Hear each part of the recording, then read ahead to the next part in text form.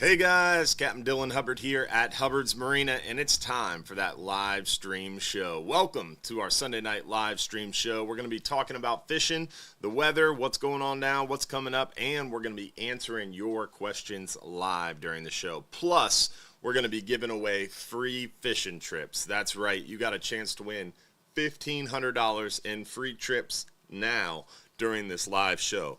All you have to do is watch the show live. Comment once on the Hubbard's Marina Facebook stream. That's how you're entered to win. So comment one time on Hubbard's Marina's Facebook stream. You're entered for a chance to win $1,500 in free trips. We're going to give away a 5-hour half day for 2, a 10-hour all day for 2, and a 39-hour fishing trip for 1 lucky winner. All of that and more right now during the live stream show. We do this every Sunday night at 7:30 p.m. So hopefully you'll join us tonight and every Sunday night for the live stream show. Also keep in mind we're going to be talking about weather, what's going on now, what's coming up, and more. So sit back, relax, and enjoy the show. Remember, in order to be eligible to win, you have to comment one time on the Hubbard's Marina Facebook stream. Then you have to watch live, because at random intervals throughout the show, we will announce a lucky winner, and you've got 5 minutes or less to text us your full home address to the phone number on the screen. That's how you enter. That's how you claim it. You got to be watching live in order to win. So, also, we're going to be talking a lot about other stuff tonight, too. Got a great show lined up for you, and hopefully you're excited for a good time. Want to make sure we give a shout out to our friends over at Gator Jim's Tackle. Gator Jim's Tackle, 3301 Pinellas Point Drive South in St. Pete. If you haven't stopped by to see our friends at Gator Jim's Tackle, you're missing out. Incredible selection, killer deals, just an awesome tackle shop. So stop on by and tell our friends at Gator Jim's Tackle, Hubbard's Marina sent you. Also, make sure we want to give a shout out to all of those who are sending stars. We've had a lot of stars senders kick us off tonight on Facebook. If you're watching on TikTok, if you're watching on Instagram or YouTube, stars are a way for people on Facebook to show their support and help fuel the show. So I want to make sure we give a shout out to those who have sent stars so far. Keith White, we had Rick Rogers with a big 1,000, Larry White with a big 1,000, Robert Bush, Mick Higgins, Todd Stutzman, Angel Perez with a big 1,200, Don Schuett with a big 750, Michael Perro, Phil Battisto, Richard Harcourt, Richard Blazak, Richard Harcourt again, Richard Bedwell with a big 1,000 stars, Sam Lang with a big 830, Angie Darling with 500, and Mick Higgins as well. Appreciate all the star senders so far tonight. And also want to make sure we give a shout out to all of our supporters in our supporters group. If you haven't thought about joining on Facebook, the supporters group is a way for you to help fuel the show, help show your support. Plus, it gives you private access to our private supporters group, plus access to our private after show. After every main show, we do a supporters after show. Josh just shared the link in the chat there, hubbardsmarina.com/supporters, to learn more and to gain access to that private group and private after show. Plus, you get more communication, some behind the scenes info, plus a little bit of a sneak peek at advanced info as well. So appreciate all the supporters, appreciate all the star senders, and I'm glad you're here for the show. Make sure you tell your friends, tag your friends, share the stream to your favorite fishing club, and let's get rolling on tonight's show. As always, we like to start off by showing you what we're catching now, talking a little bit about what's going on this week, this past week, and then we get into a little bit about the weather, then we get into some announcements, then we get into your questions. If you have a question that you want answered live during the show, you have to text it to the phone number on the screen. If you just comment, we don't always see all your comments because we're streaming on TikTok, on Instagram, on Facebook, on YouTube, so we don't always get to see every comment. So make sure if you have a comment, you have a question that you want answered live or referenced on the show, text it to the phone number on the screen. All right, with that, let's get rolling and show you guys what we've been catching. We're going to start off inshore, then we're going to work our way near shore and offshore. But first, Inshore, what we're catching now, it is sheep's head season. Sheep's head season is upon us.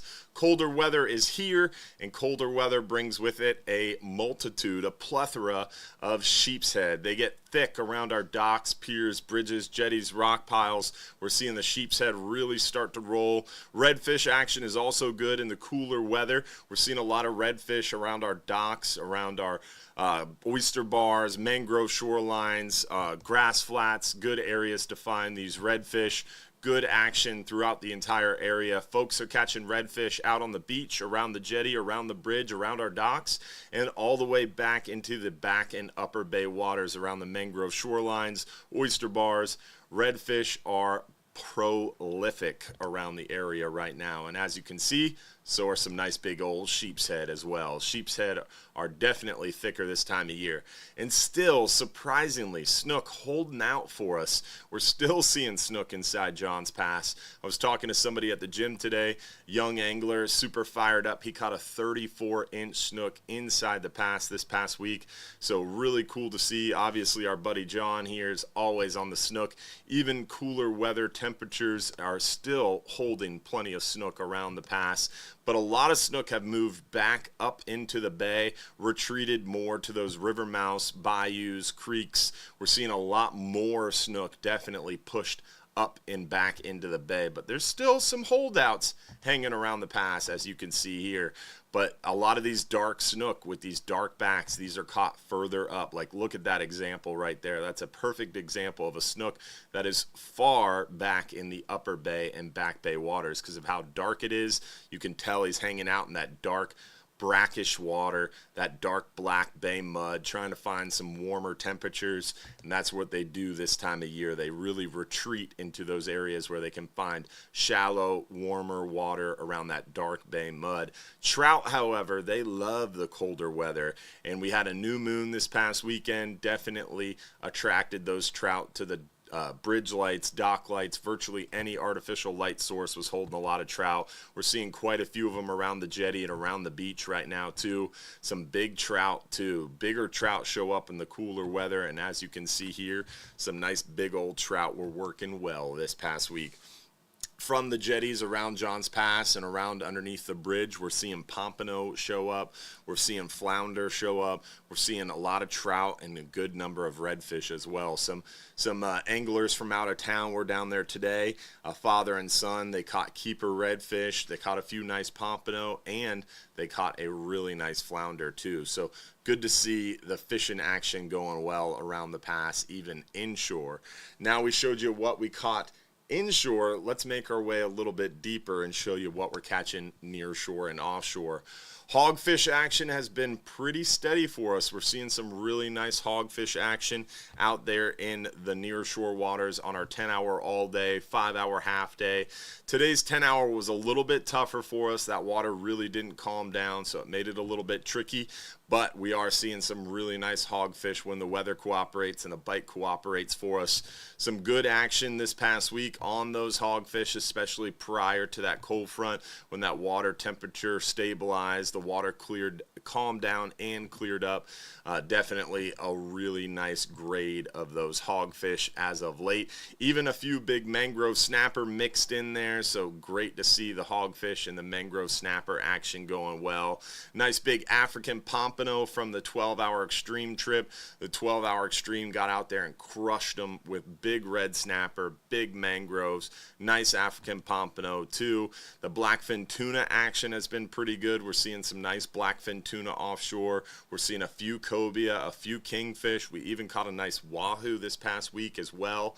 The bonita action have been pretty prolific. We're catching and releasing some gag grouper, some big gags, but unfortunately just a quick photo and quick release. But the scamp grouper are making a comeback, and we're seeing some nice keeper scamp as we're hunting for those red snapper. So as you can see, a lot of throwback gags, but look at that nice wahoo who showed up for a nice box opportunity. So great to see the wahoo action going well for us. Triggerfish, scamp, yellowtails, mangroves, a lot of other species in the mix as well. So a great time to get out there offshore. And we've seen lighter loads as well. Today's 39-hour trip only had 20 people going out there. And as you can see, there's a nice variety of fish to catch right now and some good action offshore. So when the weather cooperates, it is a great time to get out there and crush some of these fish. Look at that big red snapper from the Flying Hub 2 12-hour extreme trip. Great to see some nice yellowtail action, some big scamp. Look at that beautiful scamp grouper. Nice one there as well. Some nice mackerel being caught still. We're still seeing the mackerel while trolling. Some big triggerfish, solid wahoo. Look at those yellowtails as well. Great bonus while offshore deep sea fishing. And last week I mentioned we probably wouldn't have Black Friday deals. Well, I was wrong. The minds got changed, and the boss lady, Lori, who's in charge of our retail store, and she went ahead and rolled out some Black Friday deals. So we've got 30% off rods, 30% off reels, 30% off Costa sunglasses, 30% off Hubbard's Marina apparel, 30% off Johnny Jigs, the slow pitch jigs, and some other deals as well in the shop. And those deals are going to continue for a few weeks until December 22nd. So you've got plenty of time to take advantage of this Black Friday deal that I mistakenly said wasn't going to happen. So plenty of time, and there's still some nice options left. These reels are on killer deals right now. So definitely take advantage of the Black Friday special. You can do so online. So if you're not local, you can't stop by Hubbard's Marina. If you go right to our website, hubbardsmarina.com, there is a shop option, and you can hit shop, and then you hit Marina store, and there's all the stuff. And if you go and let's say shop tackle, you can go down and you can shop I clicked the wrong thing. Don't hit tackle. Hit rods and reels, and you can shop the rods and reels. And for example, you can go over to some of these reels, like you can see here. Instead of $450, it's $314. Instead of $290, it's $202. There's just absolutely crazy deals going on online and in the shop. So definitely worth stopping by and doing some shopping, either on our online store or in person with us at Hubbard's Marina. So rods, reels, combos, Costa glasses, jigs, apparel, there's tons of stuff on Black Friday special. So definitely take advantage. Again, it goes until December 22nd. So great opportunity to take advantage of it for sure. But we don't ship rods. We will ship reels and everything else. If you want to grab a rod that's on sale, you do have to show up in person. Just an FYI. All right, so we talked a little bit about what we're catching now. Let's talk a little bit about the weather and show you guys what's going on weather-wise. So we're going to pop over to hubbardsmarina.com and look at fishing trips, and then scroll down to weather links. We're going to find our weather links page, and we're going to start in our 5 and 10 hour forecast area. And we want to show you guys the best opportunities to catch some fish coming up. We're going to start with our 5 and 10 hour forecast area. And this changed from last time I looked at it, which is interesting. But good news on the weather front is it's going to be chilly, but it is going to calm down and be nice eventually. Tomorrow's a little bit brisk, a little bit of a breeze, and it's going to be even chillier. Another little frontal boundary is moving through tomorrow. It breaks up for us Tuesday, starts to calm down. Then Wednesday really starts to get nice. And then look at Thursday, absolutely spectacular, does not get any better weather-wise. Friday too, and then even through the weekend, the weather stays really nice for us. It was this morning calling for another little cold front potentially this upcoming weekend, but now it's really cleared up for us. And this must have changed quite a bit. So good to see. Now we are looking forward to a nice break from some weather on the second half of the work week. So really Tuesday is okay, but Wednesday's better. And then Thursday is great. And that greatness continues all the way through the weekend and into next week. So really excited about this change. We're going to pop back to the weather links page. Let's look at the offshore and see if the offshore still holds true. Yeah, the offshore even still looks really good. Thursday's the best day. Friday's second best. Picks up a little bit Saturday, but not too much. And then Sunday, Monday look pretty good too. So your best weather, best fishing opportunity definitely going to be Thursday and Friday near shore. Offshore, probably even Wednesday is going to be really good. Let's see what it's calling for. Yeah, Wednesday's looking really good as well offshore, because remember, when these cold fronts blow through, you got to wait for the water to calm down and clear up. That takes longer in shallower waters near shore. Offshore, the fishing gets really good pretty much as soon as it calms down, because you don't have to wait for that water to clear up, because it doesn't get stirred up on the bottom where these fish live. So Wednesday should be pretty darn good offshore. Tomorrow, Monday, not so great. Tuesday's okay, but Wednesday's looking real good. Thursday and Friday look great. So definitely some good opportunities to take advantage of these weather windows. And before we get further down the road, we're going to hear from our buddy Capt Mike and talk to him a little bit, and then we'll keep moving on to your questions. Remember, if you have a question, drop it in a text to the phone number on the screen. What's going on, Capt Mike? What up, big dog? Not much, just talking about this nice little weather window we're going to get this week and take advantage of some good fishing opportunities. The bite seemingly continues to be hot. It's crazy as of late, man. You must be talking about the offshore bite. You're struggling a little bit inshore? Because around the pass, man, they're crushing them. Every time I talk to someone who's out there fishing on the jetty or from the beach, the one guy came in today. It was a father and son from out of town. They had rods that they had purchased from us. They weren't anything special. They had some live shrimp. They asked us how to tie some knots. We sent them out there. They came back with a keeper redfish. They had a keeper flounder, and they had a pompano that they caught and released.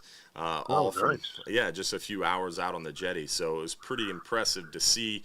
Fishing is going seemingly pretty well around the pass, and some nice snook mixed in still, surprisingly, too. But the sheep's head seems to be the big item, really picked up. Yeah, they seem to be pretty thick already. We noticed that, too, in some weird spots. A lot of fish, a lot of big sheephead up on the flats. Really? I thought it was kind of interesting. Our bite Monday, Tuesday last week was a little slow. Tides weren't great. Water temp was down around 66, and I think the fish were a little moody. I mean, we caught some fish, but it was tough. You had to grind for them a little bit. So some areas I fished where there was a lot of fish, and we only caught a couple. And then some other areas that I thought would be holding fish that weren't. So it was an interesting couple of redfish each trip, but not a lot. It was a little bit of a tough bite early last week, but it's been a while since then. We had Turkey Day, and then I went to the woods with my grandson and got him his first deer. So just got back today, and going to get back on the water Tuesday, and hopefully things will work in our favor. That's awesome, man. Well, I'm glad to go. Any words? I'm glad to hear you and Ryder went and got a nice deer. That's awesome. Yeah, it was a really cool Ryder's first hunting trip, and he did good. So one shell, one deer. So he doesn't take after you. No, it skipped a generation in there somewhere for sure. Good for him. Yeah, no doubt. That's awesome. No doubt. Well, I'm glad to hear. He did good. Glad to hear you got one. Any reports on the kingfish close? We haven't seen any ourselves, but we haven't been hitting them hard as of late. So I'm interested to hear from you. I was kind of hoping that you'd have a report from me. The stuff I got early last week wasn't good. Oh, really? Because I kept hoping we had, Monday and Tuesday last week were absolutely beautiful. Mm-hmm. And the reports I got from Sunday before were, they caught a few, but they were, in 40 to 60 foot of water. Nothing real close. Ooh, okay. So, and then Monday, a buddy of mine went out, didn't have a charter, had a charter for Tuesday, so was going to go out and look. And, I called him after the first couple hours of my slow inshore bite, hoping we would get a report, and I would have made the run out there. And he said, "Man, don't come out here. We ain't been able to find nothing really sexy on the kingfish side." So, I'm not sure if we'll get a good nearshore season this year or not. It's hard to tell. Yeah, it's definitely been interesting. We had a little bit of a run of some bad water, but it seems to have cleared up a little bit for us. I heard it was a little bit more concentrated south around St. Pete Beach area and then up to the north, up in the Narrows. But it's kind of like coming in and out with the tide. And a lot of times when that's around, it seemingly makes those kingfish skip us. And that's what I'm concerned about. I don't know. Yeah, that would make sense. It was interesting. Speaking of bad water, there was a couple of spots on the south shore of Tampa Bay that I went to on Tuesday. Mm-hmm. That where I just got back in some bays, and I was just like, it just didn't look right. I mean, the water was like a brown, milky, and it was kind of weird because out front it was clean, but everything in the back was dirty. And it wasn't a happy dirty, like, oh, there's big mullet in here, mulling around on the bottom. It was just dirty. Yeah. And I made some phone calls, talked with Capt Jeff Page, Capt Jamie Goodwin, some other people, and everybody said the same thing. Just kind of weird.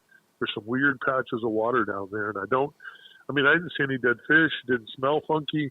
I don't think it was, bad water. I just think it was dirty water. And I'm just not sure what had it all turned up.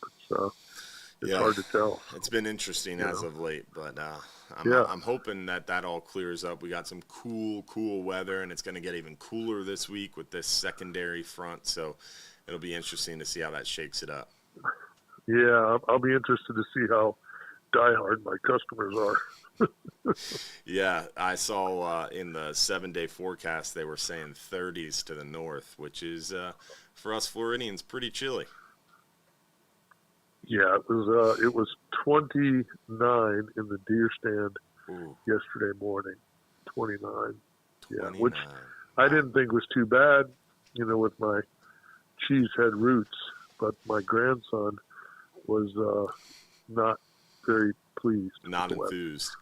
Yeah, so I was in North Carolina this past week with family, and we went skiing, and it was 27 degrees when we were heading to the mountain. So, yeah, buddy. I was not enthused myself, but it was fun once we got out there, and I didn't fall, which was an accomplishment. Felt good about that. I would fall for sure. That's why I don't ski. So. Yeah, I was my second time. I didn't get crazy this time. My first time, I got a little bit of confidence too quickly and bit off more than I could chew, and I fell pretty hard out there in Colorado. But this time, I stuck to my roots and stayed on the blue run, and it was fun. I had fun. I feel like I'm getting better at it. Cautiously optimistic. Good that you got to enjoy some time with the family. Me too, Beth and I, and the grandson up there, and just kind of chilling. And now we're ready to get back here and do some fishing. There it is. Well, sheepshead bite seems to be the talk of the town. Would that be your go-to right now if you were shoreline fishing before or after a Hubbard's trip? Would sheepshead kind of be your go-to? I mean, I would tell you, had I not been out there, I would tell you it's probably a little early. Yeah. But based on what I saw, I would say maybe not so much. I mean, it might be time to really, shift that focus to the sheephead because, again, we saw several indicators that pointed to some really nice sized fish up super shallow already. So, I mean, again, I would have, if you'd have just asked me to place my bets on it, I'd have said, it's a little too early yet. Probably, by the end of December, we should be rocking, but it seems to be going off a little early. So I haven't targeted them, but based on my bite from last week and with the water temps probably going to be not much better than what they were here shortly, I would think that that's probably a good play. Yeah. That might be a go-to for me this week. We'll see. Behind this cold front. For sure. Hiding under a bridge from the wind. You got to focus on those fish that are cold water tolerant. Yeah. Because they just shape up a little quicker. They get in the mood faster. So that's what I would do. I would, even redfish, really solid cold water tolerant fish. if you got some dock lines and things like that, that's kind of where my brain is some dock lines. We caught some really nice gags. I bailed myself out on Tuesday and picked up 4 gags on one of my docks that I know there's structure in. Sometimes there's snapper there. Sometimes we catch gags there. I really thought there might even be a few snapper there on this trip, but I swung in there and just caught 4 gags in a row and lost one that we couldn't turn.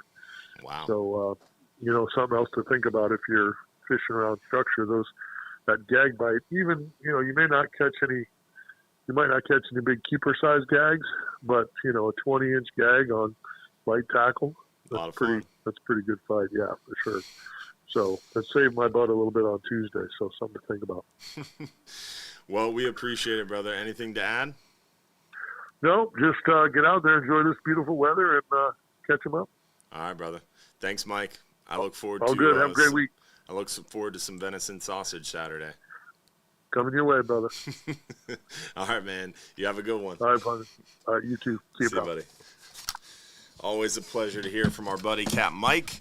Post hunting, definitely getting some meat in the freezer there. So I'm excited for my portion. I want to make sure we give a shout out to some star senders: Sherry Goff, Brian Eakins, David Ernst, Craig Robinson, Don Schuett again, Sean Gossier with the big 500, D Beers with a big 530, and Kelly Bauman, a new star sender. Appreciate you, Kelly. Thank you all. For those watching on YouTube or TikTok or Instagram, stars are a way for those watching on Facebook to show their support. We really appreciate it. It helps fuel the show. So, super excited. As I said, weather's clearing up slowly. Tomorrow's still a little breezy, but then Tuesday's going to be getting better. Wednesdays looks pretty good, and then Thursday, Friday looking great. This upcoming weekend, it's a little early. It's bounced around a little bit, so it'll be interesting to kind of see what comes of this upcoming weekend. But we know the best weather in fishing is going to be probably Thursday and Friday this week. Wednesday's pretty good too, especially offshore. It'll be picking up faster. So Wednesday, Thursday, Friday, offshore will be pretty good. And we've got super light loads right now. Those 39-hour trips definitely are super, super light. Today's 39-hour had 20 people on it. Tuesday's 39-hour only has 25 on it, and that should be a stellar trip on the backside of that weather. Might be a little bumpy on the way out Tuesday's overnighter, but fishing should be stellar Wednesday and a super calm ride home. Then Friday's 39-hour, a little bit more busy. The Friday trips are definitely a little bit more busy, but Sunday the 8th only has 23 people on it. Sunday the 15th only has 17 people on it, so some light load opportunities. Tuesday the 10th only's got 20. Tuesday the 17th only has 31, so some light load opportunities for this extended red snapper season. Remember, this red snapper season extension for us, our federal for-hire fleet, started November 18th and goes all the way through the end of the year. So from now until the end of the year, we can keep those red snapper, scamp grouper, triggerfish, mangroves, yellowtails. We're seeing some nice porgies, vermilions, almacos. We're seeing a plethora of pelagics with blackfins, kingfish, wahoo. So lots to catch offshore on that 39-hour. We've got a 44-hour Friday the 13th. We've got 12-hour extremes peppered in everywhere. So lots of 12-hour extreme opportunities as well. Definitely some really stellar fishing offshore. We talked about our red snapper season extension. We talked about our Black Friday deals that are going until December 22nd. You can take advantage of them online as well. Also want to make sure we remind you guys our 2025 schedule is out today. It opened up today at 11 a.m. So if you want to book a 39-hour trip for 2025, a 12-hour extreme trip, a 12-hour night trip, a 44-hour trip for next year, 2025, that schedule is now public. You can now book those trips online. You can book them over the phone, whatever you want to do. You can now book your 2025 expeditions, your adventures with us at Hubbard's Marina starting now.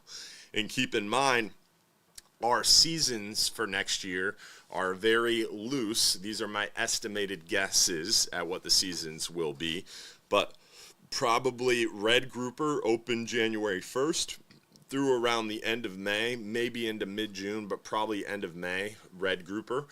So January 1st through end of May. Gag grouper, probably almost the whole month of September, I'm guessing. Amberjack should be September and October. Red snapper should be the whole month of June, July, and probably the whole month of August, maybe even into September for red snapper. And then the other one is triggerfish. They're closed January, February, and then they're closed June and July.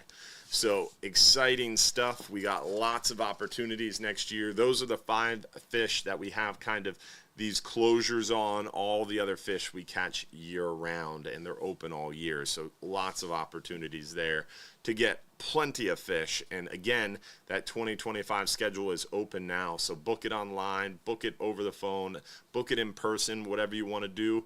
But book early and book often, because those will start to fill up fast.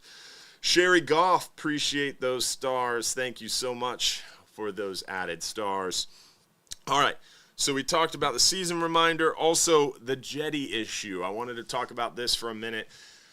The North Jetty of Johns Pass, unfortunately, was destroyed by our city manager. A little bit of the end was damaged, and he decided to just go ahead and destroy the whole jetty.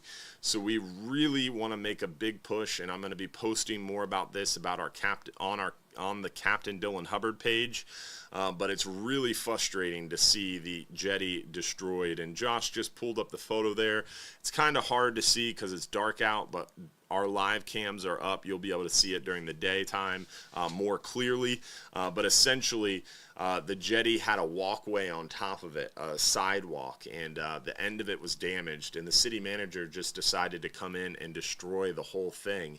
And then on top of that, now he's decided to block the whole jetty off and make it inaccessible. And for those who have gone out there and fished, sheriff officers are actually being directed out there to chase people out, and they've even trespassed some fishermen that were just simply trying to fish from the jetty area. So long story short, I'm working with the city's mayor, who is great. She's been super helpful. Her name is Anne Marie Brooks, and she wants the jetty open to fishermen.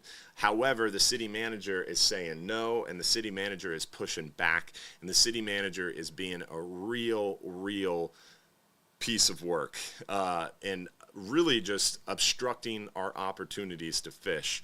So the mayor has asked me, and I'm going to be working with some local tackle shops like our friends at Gator Gyms, and we're going to spread the word around, and we need your help. December 11th, that's a Wednesday, December 11th at 2 p.m. at Madeira Beach City Hall will be a public workshop. It's open to the public. Anybody can attend. You don't have to be a resident.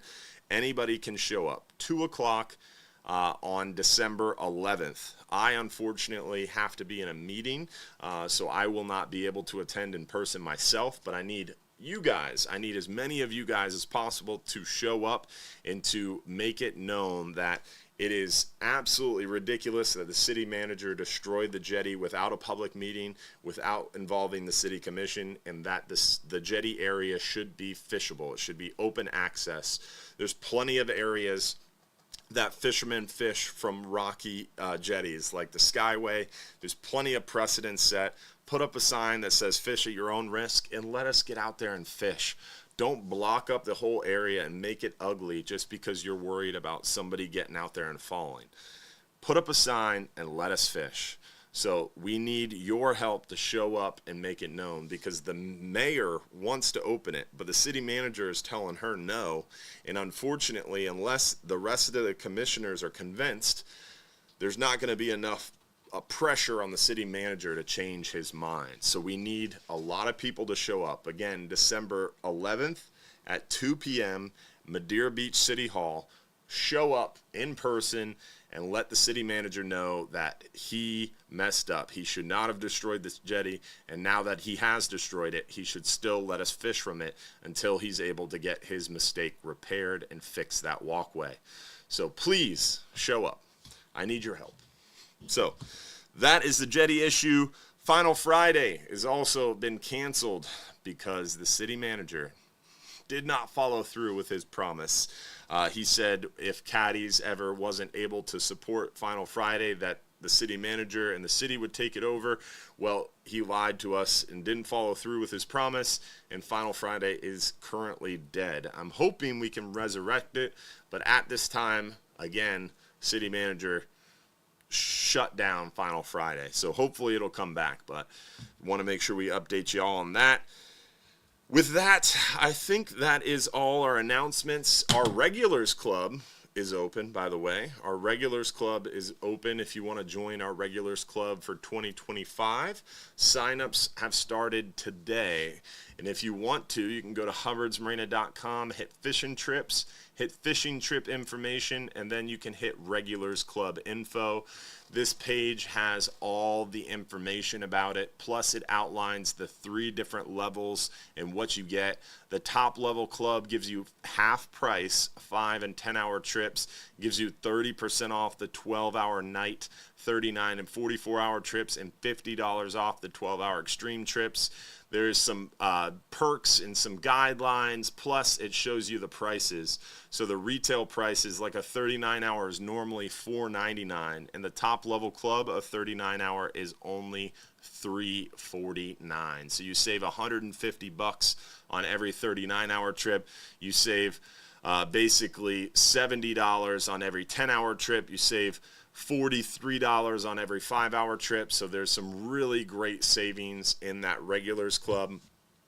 Remember, it's a loyalty program, not a discount program. So while you get crazy deals, it is a loyalty program meant to make fishing more affordable. So if you're fishing 10, 15 times a year, it makes it more affordable so you can be fishing 15 or 20 times a year for the same amount of money. And then also there are minimum requirements. It is an individual membership. It is non-transferable. So there are some different things that you want to make sure you're aware of, but definitely check out the Regulars Club because it makes fishing more affordable for you to go fishing more often. So definitely check it out. Think about it. It's worth taking a peek for sure. Now, with that, that's all my announcements. Let's get into some of your questions. And before we get into questions, let's go ahead and do our first giveaway of the night. Let's go ahead and shake things up and do our 10-hour all-day trip. 1 lucky winner, 2 guests, 10-hour all-day trip. Winner is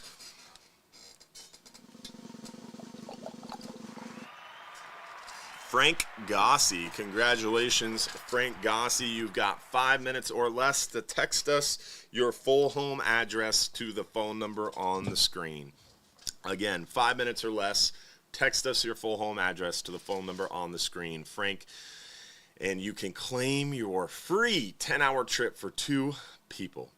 All right, let's talk a little bit about your questions. Remember, if you have a question that you want to answer live during the show, text it to the phone number on the screen. All right, first question. I know live shrimp work really well for hogfish, but would it be worth it to bring some hermit crabs just to show them something different? I potentially think you mean fiddler crabs. I've never heard hermit crabs. I think hermit crabs would probably work, maybe, but the shells might scare them away. I don't know what you're meaning specifically, but if you mean fiddler crabs, they do work pretty darn well. Fiddler crabs, rock shrimp, sand fleas are all other baits that I've seen work well for those hogfish. But we always like to use shrimp and recommend shrimp because you can also catch mangroves. You can catch a lot of other species as well.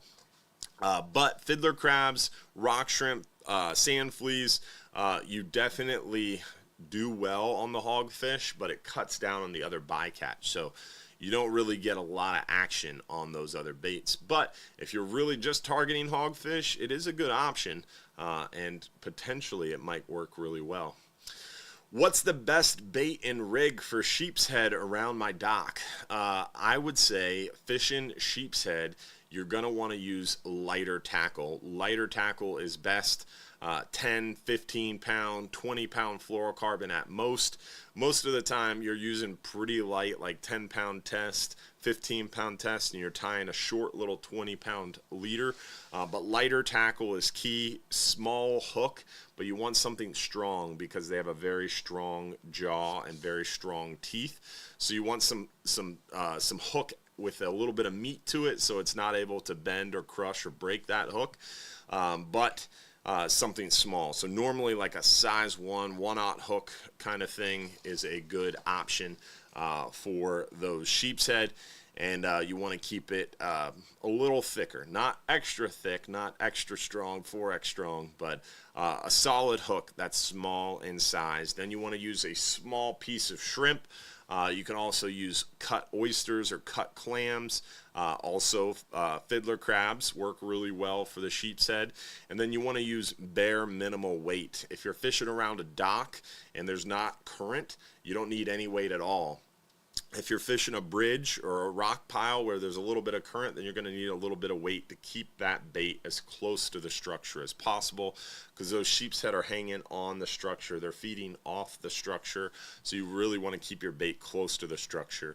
We often will see, like Captain Mike, when he talks about fishing docks for sheep's head, he's going to use a small jig head, a lighter jig head, and he's going to tear the head off the shrimp and put the tail of the shrimp on that jig head and flip it up underneath the docks. And you might get a redfish, you might get a trout, you might get a sheep's head.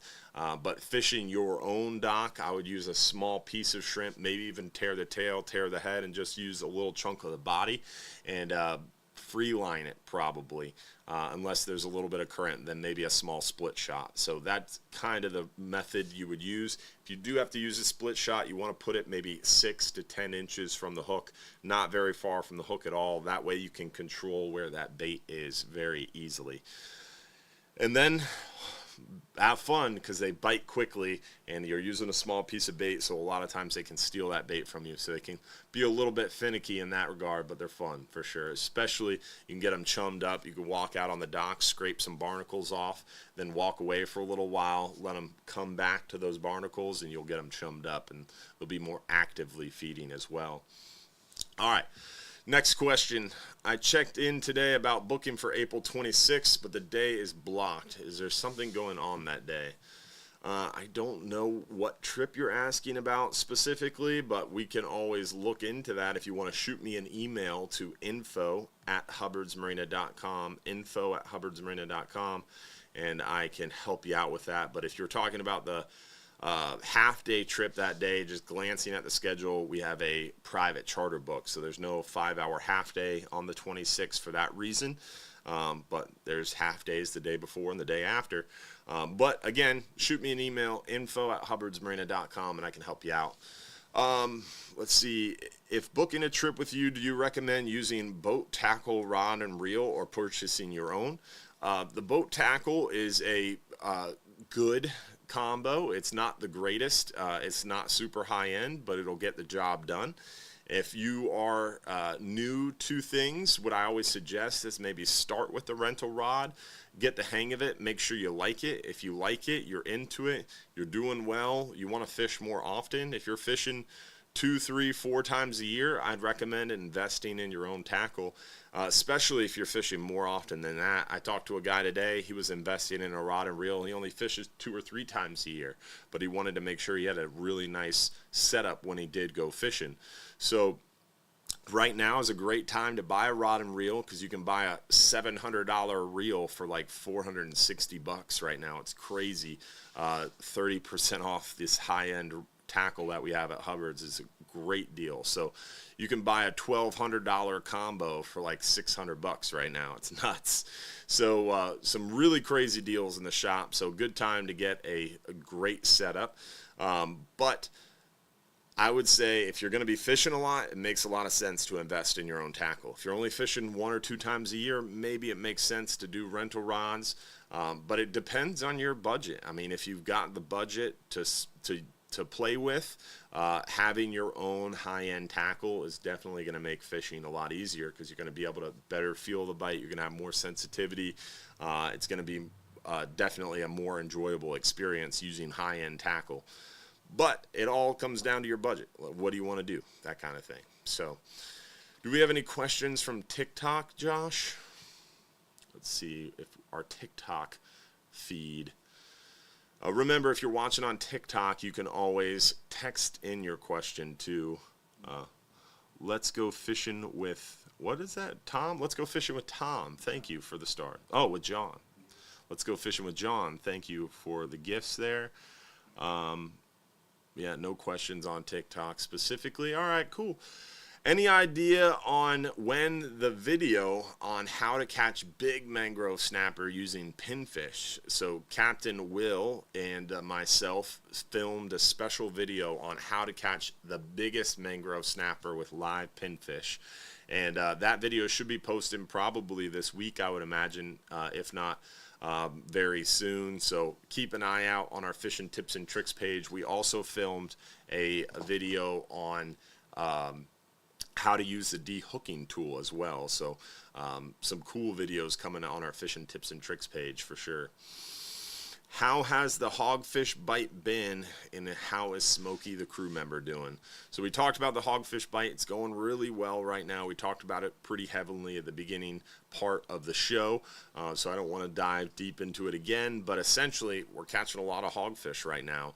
They are a little hit and miss. One day we'll catch 10, 12, 15, 20 of them, and then another day the weather changes a little bit and we only catch a handful. So they can be finicky, they can be tricky, but they're a lot of fun and they're very good eating. So it is a good time of year for them. When the water is cool, we see the most hogfish action from around October-ish to around March-ish, depending on weather. The best bite is always before a cold front or a few days after a cold front, once that water has had time to calm down and clear up. So it's got to calm down and clear up for sure. Are you catching a lot of big red snapper and other big edible fish on our 12-hour extreme in addition with this red snapper season? So we showed you photos earlier, talked about it a lot in the beginning of the show. We're seeing those red snapper, mangroves, yellowtail, scamp, triggerfish. We're seeing porgies, vermilions, almacos. There's so many fish that are being caught out there. The 12-hour extreme is crushing it. 39 hours giving you even more chances and more fishing opportunities and a bigger bag limit too. So tons of opportunities on those offshore trip right now. This is, I'm watching, oh, never mind.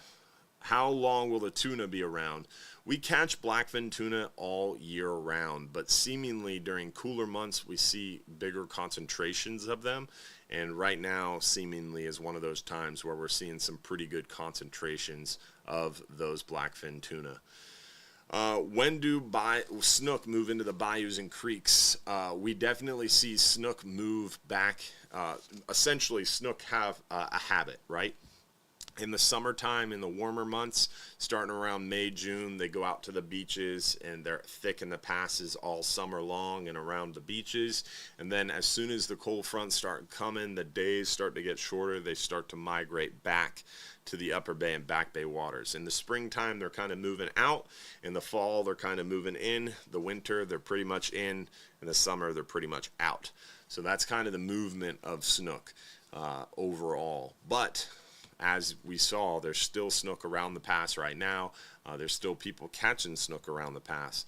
So not all of the snook move, but we definitely see a majority of the fish hang back into the creeks and the bayous and the rivers in the winter months when it really starts to get cold, December, January, February. And then we start to see them come back out of those areas in the spring, March, April, and into May. What is the charge to fillet the fish? Depends on the trip. The 5 and 10 hours, those gray snapper are pretty much 3 fish for $1. Larger fish are 25 cents a pound. So on longer trips, the bigger fish are 25 cents a pound. Do you allow chumming for yellowtail? Generally, we don't chum for yellowtail. It's not that we don't allow it. We just discourage it because, remember, we're fishing in very deep water for a short amount of time. And the water we're fishing has a current. So where people chum for yellowtail is, for example, over a reef in the Keys where it's 20, 30, 40, maybe 50 foot, maybe 60 foot, and it's generally super clean, clear water. That chum goes into the water and the yellowtail snapper come up. And I actually went fishing in the Keys for yellowtails and did some chumming. And what do? You get anchored up and you don't even fish. You wait 15, 20, 30 minutes to start fishing because you establish the chum line. You get those fish coming up. We don't fish like that. We get anchored up, we drop our baits down, and if the fish aren't biting, we pull the anchor and we move. So we don't have time to sit there and set up a chum line and wait for the fish to come up. That happens naturally while we're fishing. So we get anchored up on a spot, we drop down, and we start catching some fish. If the bite's hot, we'll stay at a spot. On a 39-hour trip, we might fish a spot for 30, 45, maybe even 60 minutes. And as you stay there longer, that's when those chum lines start to get established, and you'll actually have those yellowtail snapper come up in that chum slick. So it happens naturally. And also, because we're fishing deeper water with currents, if you're chumming on the surface, by the time that bait hits the bottom, it's normally it's pretty far away from where your bait is actually hitting the bottom, and all of a sudden you're actually chumming the fish away from you as well. So we have to be careful about that too. So most of the time we're not going to be chumming unless we're fishing a little shallower. And maybe if we're trying something different, we might do a little chumming, but for the most part, we don't chum heavily. We are fishing a party boat. There's 20, 30, 40 people dropping baits to the bottom. That's going to do plenty of chumming for us. So we don't really have to chum because we have lots of our friends around us catching fish and chumming, especially fishing deeper water, 140, 160 foot. When you catch a snapper or a grouper and you start cranking it up, its belly will actually come out of its mouth. And when that happens, everything it ate comes out of its mouth. So not only are you dropping baits to the bottom with 20, 30, 40 people around you with all that bait smell going in the water, but also as you're reeling up fish, those fish's stomachs are inverting and they're coughing up everything they ate.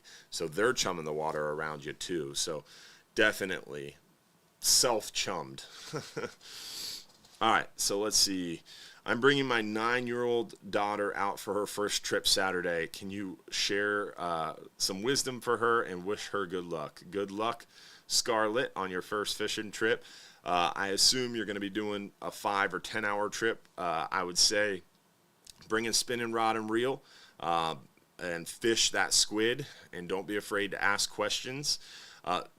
Daughters always have better luck because women in general, I'm going to try to be very careful here, but guys are not good listeners. If I go out fishing, it's hard for me to take advice from someone else, right? Harder.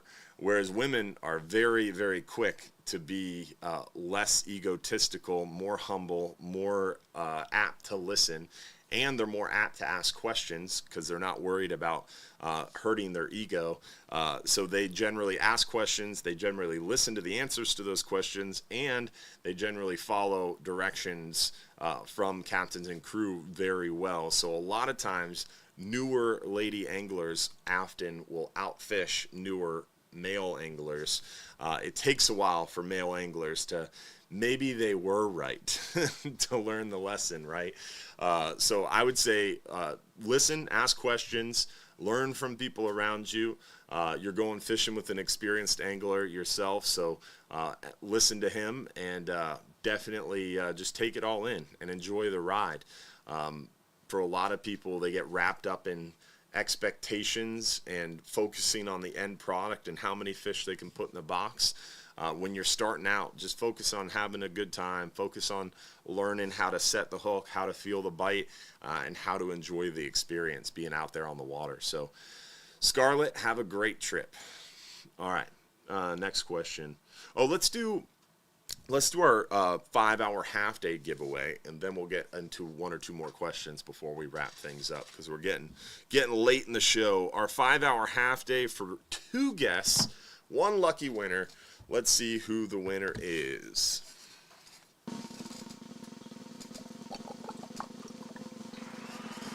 Shepard Phillips, congratulations. You got 5 minutes or less to claim that free trip by texting us your full home address. Shepard Phillips, you got 5 minutes or less. Text us your full home address to the phone number on the screen. All right. Can we slow pitch jig on the 12-hour extreme? Yes, definitely. A lot of people do that very successfully. If you watched earlier in the show, you noticed some of those slow pitch jig fishermen on the 12-hour extreme catching big African pompano, big mangroves, big red snapper. Definitely works really well. Big scamp as well. Let's see. Can you recommend a starter setup, rod and reel? I'm used to the OG Zebco. Virtually anything but a Zebco would be my recommendation. It comes down to budget, right? And what trip are you doing, right? Are you going to do a 5 and 10 hour trip? Are you going to be doing 39-hour trips? So let's get a little bit deeper into that. You can always give us a call at our main office number, which is the phone number on the screen. My direct extension is 306. You can email me at info@hubbardsmarina.com as well. Either way, or stop by the office. I'll be in the office tomorrow for most of the day. So you can always stop by and see us, and we can show you in person what we recommend as well. Can you slow pitch jig on the 39-hour trip? Yes, definitely. The 12-hour extreme trip, 39-hour trip, 44-hour trips, all very slow pitch jig friendly. The 12-hour extreme trip, when you get there, let the captain and crew know you want a jig, and they will make sure that you have an area to do so. On a 39-hour trip, you want to definitely try to get towards the bow of the boat, if not the very front of the boat, for slow pitch jig fishing. All right, let's see here. When people catch pelagic fish like blackfin tuna on their 12 and 39-hour, are they just catching these by chance while bottom fishing? Or are they targeting them on top water? So there's 3 ways. Trolling, which you have to have a really big reel, and it's kind of advanced, so I don't recommend that for everybody. That's kind of 102, right? Do a couple 39-hour trips and then maybe try some trolling. So don't try to troll right away. Flatline fishing. So again, kind of 102, maybe that's 101 towards the second semester. So flatline fishing is where you're casting out, you're seeing some action up on the surface, so you're casting out a free-lined, either live bait or dead bait up on the surface with a spinning reel, and you're casting towards those fish, and you're not actively bottom fishing at that point. You're just casting out a pitch bait. Or the third way that a lot of people catch them is just by chance, dropping down, reeling up. We catch a lot of kingfish, tuna, wahoo even, but mainly kingfish, cobia, blackfin tuna, dropping down or reeling up live pinfish often are how a lot of those pelagics are caught. Are you allowed to carry a small cooler on the 12-hour extreme? Yes, you can bring a small cooler. You can bring a backpack. You don't want to bring a lot of stuff, and be prepared. You can always just bring a bag and put the bag in our cooler. That's what I'd recommend. You don't necessarily need a big cooler or your own personal cooler. I just bring a Publix bag with my sub and a water bottle and a backpack, and I throw my Publix bag in the big cooler on the boat. There's plenty of cooler space for you on that 12-hour extreme.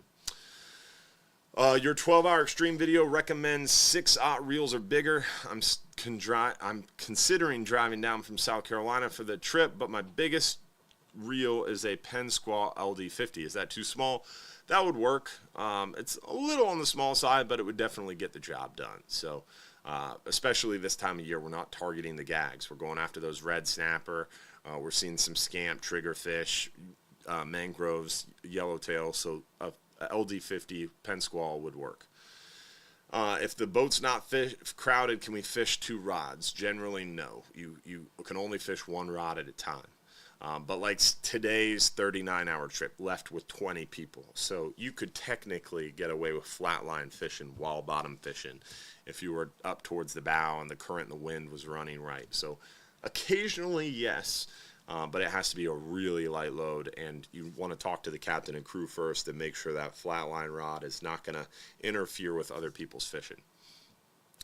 All right, I have a 60 gram and 80 gram vertical jig. What trip would be good to use them? You really want to slow pitch jig fish deeper water, right? Past 100 foot. Our 10-hour trip just doesn't get past 100 foot very much. We mostly fish about 60 to 100 foot. This time of year we're fishing even shallower, really, on the 40, 50, 60 foot of water side. So slow pitch jigging on the 10 hour is not really going to work. 12-hour extreme, 39-hour, 44-hour are really going to be those three trips you want to focus on going towards if you want to do some slow pitch jig fishing. And general rule of thumb is about a gram for every foot of water in the Gulf. And I always am prepared with a little bit more and a little bit less. So the lightest jig I'll bring out there on a 39 or 44-hour trip would be about 80 to 100 grams. And the heaviest I'd bring would be about 300, maybe 330, maybe 350. But most of the time, I'm going to be using a jig on 130 to about a 220 gram range, because we're fishing about 130, 140 to about 220 foot, right? So generally, that's going to be the kind of bookends that you want to use. So a 60 or 80 gram jig is awfully light to be using in that deeper water. But if you have low current situations, you could potentially use one of those lighter jigs. But lots of options for you.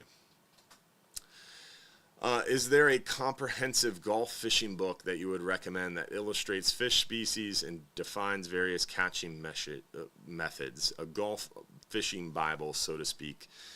No, I do not recommend one. We are going to try to work on putting together a species page on our website to kind of do that. But it's not going to be a fishing Bible by any means, but we're going to attempt to make it as close to a one-stop shop as possible. So stay tuned. We're going to try to create the fishing species pages. We've been talking about that a long time. It's definitely a dream of ours, so we're hoping to put that together soon. Cooler weather is moving through. The negative tides are going to be a big problem this year, and are the negative tides going to be a big problem this year in the passes and shallow areas? Yeah, I mean, cooler months, wintertime, negative lows are always a problem for inshore fishermen. For us, focused more nearshore and offshore, it's not really a problem until we try to leave the dock and it's shallow, like it was this morning. But yeah, if you're inshore fishing, you want to mind those tides for sure, and plan your trip around the tides for sure. I usually find bonita offshore when fishing. I spot birds. Is there a specific way to target them or best areas to find them? I would like to catch them for bait and stock up heavily. People commercially fish for bonita around the Egmont fishing or the Egmont channel. Go out the Egmont channel, follow the channel out, look for bait, look for birds. You'll find plenty of bonita. Or if you don't have your own boat to go fish for bonita for bait, you can stop by our office. We sell frozen bonita in our shop before trips, and definitely bonita makes really good cut bait offshore. Lane Snapper will open January 1st. They did close, but they're only going to be closed for this month, basically. They're going to open up January 1st. Can you use braid? Yes, you can, as long as you use a top shot. No problem. We had a lot of questions tonight. I'm an infrequent recreational and offshore fisherman without my own gear. I want to fill my freezer with a variety of good fish to eat, but having no rods or tackle setups. Different fish sound a bit beyond my capabilities, and it sounds expensive. Plus, there's a lot of trips to choose from. What do you recommend? First of all, I recommend filling your freezer is a good target, but as we mentioned before, if you're starting out, it's hard to start focusing on the end goal of filling the freezer. When you're starting out, I would focus on just getting the hang of it. You don't have your own tackle, you don't have your own gear, you don't have your own rods, you don't do this a lot. So start smaller and maybe temper those expectations a little bit, so that way you don't get into a situation where you're out there and then all of a sudden you're disappointed. Also, start slower and learn to walk before you can crawl is always my suggestion. So if you don't do offshore fishing, you haven't been offshore fishing before, maybe start with a 10-hour trip, maybe even a 5-hour trip. If you've never been on a boat offshore, start with a 5-hour trip. But maybe you've been on a boat before, maybe you want to jump in a little deeper to start with a 10-hour trip. Get the hang of how to use the rod and reel, how to fish a conventional, how to set the hook, how to feel the bite. Then, if you didn't get seasick, you had a good time, then maybe step into a 12-hour night trip. You're a little deeper, you're a little bit further from shore, you're starting to get a little bit bigger fish, you're starting to see a little bit more variety. Then maybe think about a 12-hour extreme trip. Now you're really far offshore, you're starting to see really big fish, you're starting to get a chance for some bigger ones, and you're seeing more variety. Then you're ready for maybe a 39-hour, and that's really a trip of a lifetime. It's cheaper than 2 nights in a hotel, and our hotel will take you 100 miles offshore. Plus, you get a 2-day bag limit. That's a trip you really have the opportunity to fill a freezer. But you need to know what you're doing first. You need to know how to use the rod and reel, how to feel the bite, how to set the hook, how to fight these fish. So start slowly. 5 or 10-hour, 10-hour, 12-hour night, 12-hour extreme, 39-hour. You could, if you want to go on the express route, do a 10-hour first, and then maybe 2 10-hours first, maybe a 10-hour and then a 12-hour night, and then a 39. But I don't recommend going right to a 39-hour trip because you're not going to have as much of a good time. The people around you are not going to have as much of a good time, and your expectations of trying to fill the freezer probably won't be met because you'll be just struggling to learn how to drop it down, feel the bite, set the hook.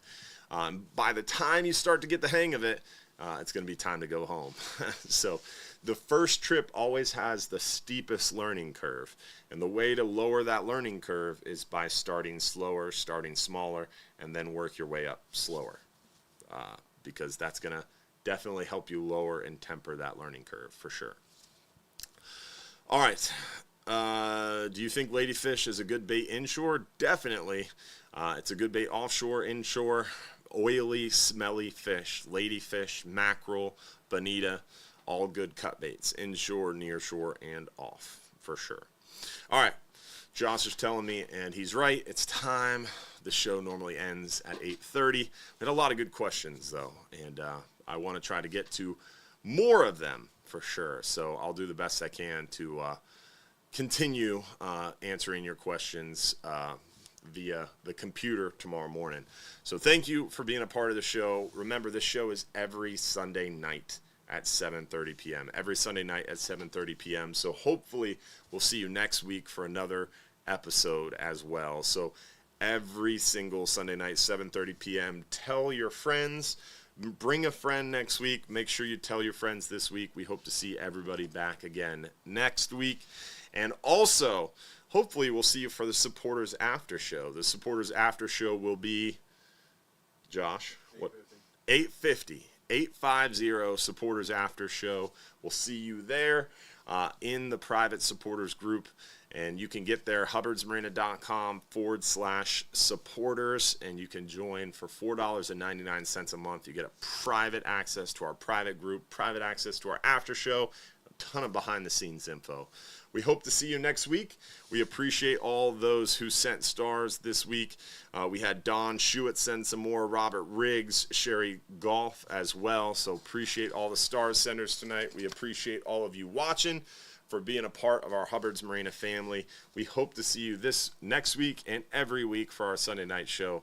Thank you for being a part of it, and thank you for coming fishing with us. Now, don't forget, if you're too busy to go fishing, you're just too darn busy. Take advantage of the Black Friday deals, and don't forget December 11th, 2 o'clock. December 11th, 2 o'clock. We need you at Madeira Beach City Hall. You all have a good night. Let's find out who won our 39-hour trip for one lucky winner. 39-hour trip for one lucky winner is, oh my goodness, Donald VC. Congratulations, Donald. We hope to see you guys next week for another episode. Thanks for being a part of our Hubbard's Marina family, guys. Have a good night.